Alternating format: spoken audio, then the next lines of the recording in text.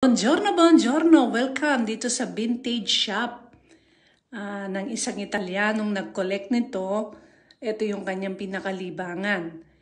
Lahat ito ay 50 years, so lahat ito ay vintage. Pero sobrang mahal pala ng mga collection niya dito. Ito yung kanyang shop na matatagpuan sa Via Brera sa may Milano.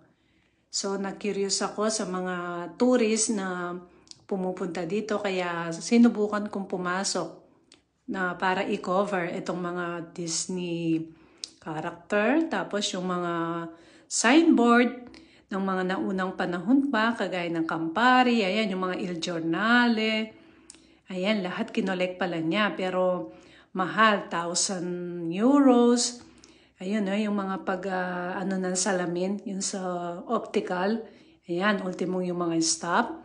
Yung mga signboard ng mga naunang panahon. Ito, tignan nyo, yung Disney na to, 460 euro.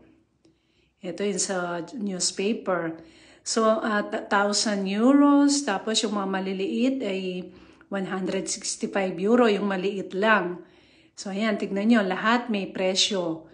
Yan, kung gusto mong malaman yung presyo, nakadikit lahat dyan. Kaya ngayon pa lang, yung mahilig mag-collect ng vintage, ngayon pa lang mag-collect na kayo para after 50 years, mahal na. Grazie mille. Ciao, ciao!